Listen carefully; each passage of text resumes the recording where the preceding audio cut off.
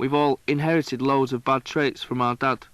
One thing we gladly inherited from him, though, is our support for Manchester City Football Club. I remember Noel and even Liam being upset when City were relegated to the old second division back in 1983. It was that first drop that could have destroyed us as fans. We were young, we were heartbroken, but we decided to make the most of it. So to show our loyalty to the Blues, Noel and I went to nearly all the away games that season, as well as the home games. I remember once we went to Sheffield, a town famous for its steel. It was home to the finest knives in Europe, and boy did those Sheffield United fans know how to use them. We'd gone down early on the train to get some serious drinking in before the match kicked off, but what we didn't realise though was that we'd stick out like sore thumbs even though Sheffield's only 40 miles away. We were ambushed by a mob of Sheffield United fans outside Rackham's store in the town centre. Noel was the first to get it, with his head pushed into the glass pane of a window. I ran over to help him and bumped into a girl pushing a kid in a pram, and then I saw nothing. Next thing I knew, I was waking up in hospital with a numb head and a nurse telling me I was being wheeled in to have my head x-rayed for a suspected fractured skull. I was thinking, I didn't come 40 miles to spend all day in hospital. Noel was being treated too, but we discharged ourselves and went to get a taxi to take us to the game. Anyway, Noel and I, much for the worse for wear, finally made it to Bramall Lane for kick-off and watched Man City play out a lame and tame draw. It's hard for me to talk about my brother Noel. Although I can't recollect a time when he wasn't around, he doesn't encourage closeness. You certainly wouldn't say he was loud. In fact, he's probably shyer than either myself or Liam until he gets to know somebody. Sometimes it's hard to imagine that Noel's a huge pop star who strangers stop me and pester me about. He's my brother. Sometimes I miss him. Other times he gets on my nerves, and I'm glad he's down in London or wherever he happens to be. One thing's for certain. He can really play his guitar.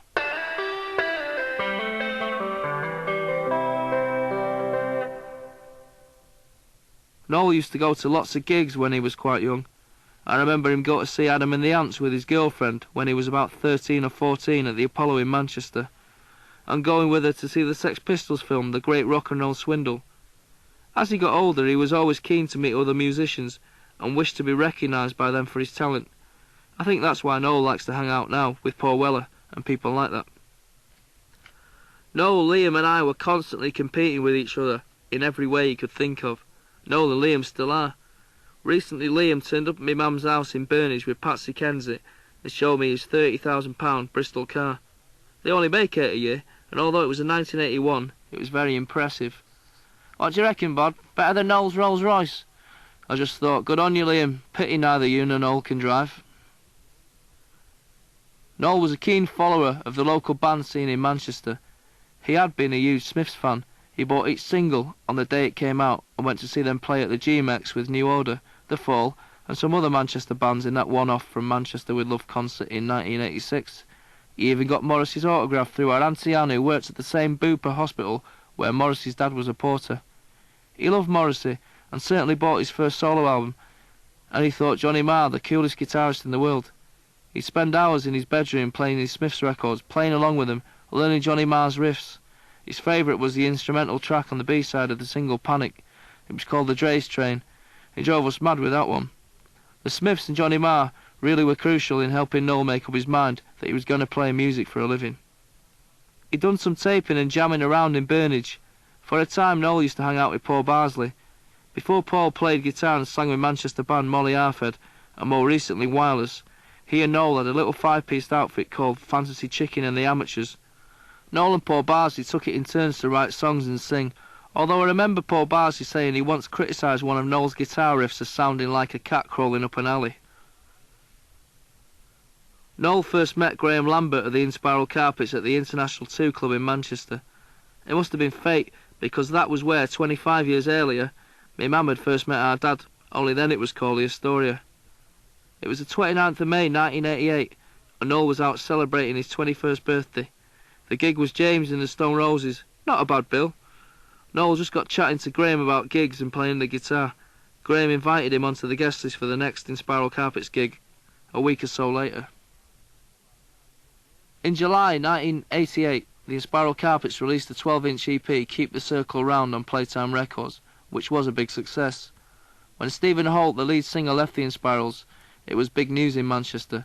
Everyone thought he was mad. The hottest ticket for would-be vocalists in Manchester was to get that job as singer with the Inspiral Carpets. Noel was a fan and got on well with Graham Lambert, who's got a great sense of humour, and he really looked up to the Inspirals, Clint Boone. I think Noel saw him as some sort of mentor. Noel wanted to be their new singer. As fate would have it, they auditioned Noel but turned him down for the vocalist job. Noel was disappointed because they said his voice wasn't strong enough, but the Inspirals offered him a job with the band as a roadie and instrument technician. This gave Noel ample opportunity to expand his musical dexterity and get paid for looking after, setting up and playing about with guitar, bass, keyboards and drums. The fact that he could fiddle about with Clint's Farfisa organ, Graham's guitar and Noddy's drums during sound checks and rehearsals and all those hours on end in various studios over 4 and a bit years meant that by the time Noel left he'd more or less mastered every instrument. Noel started flying around the world with them. He got his hair cut in that famous bowl cut like Clint's and started wearing the loud big patterned shirts. In fact, by the time they had their first #1 album with Life, Noel actually looked more like a member of the band than the band members themselves. Towards the end of his time with them, Noel would play his own songs during sound checks for himself or whoever was around at the time. He may have kept himself very much to himself, but it was like when he strummed his guitar in his bedroom at night, you could see it was a letting go of something inside him.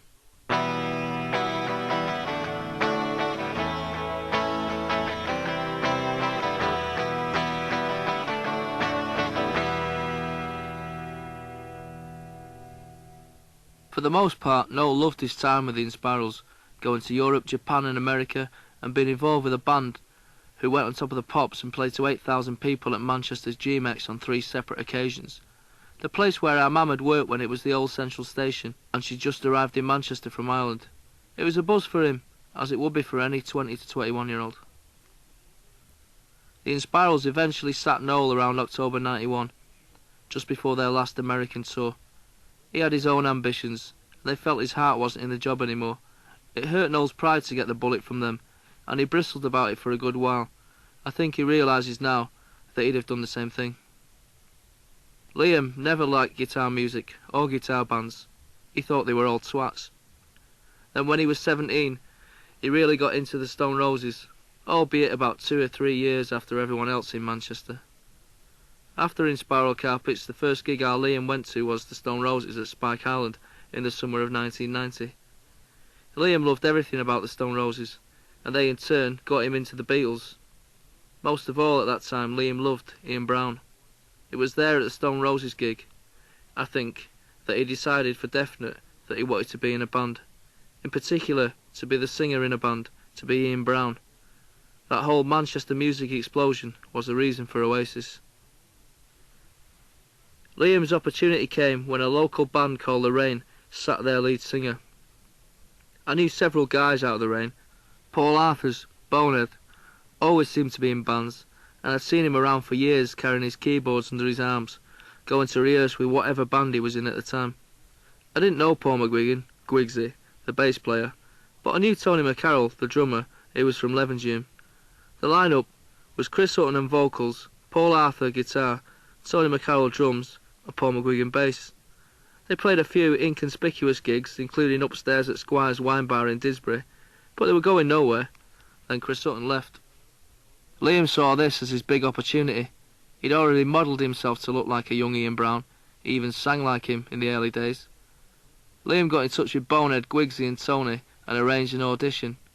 They were quite keen to have Liam in the band, but he said he wasn't joining a band with a name like The Rain. He said they should call the band Oasis, and so that's what they did. Now there are a variety of different stories about where the name Oasis originated. There was the Ponzi explanation that it meant an oasis in a musical desert. Noel says it come from the name of a clothes shop in the Underground Market in Manchester. In fact, the truth is that the name came from an Inspiral Carpets poster that was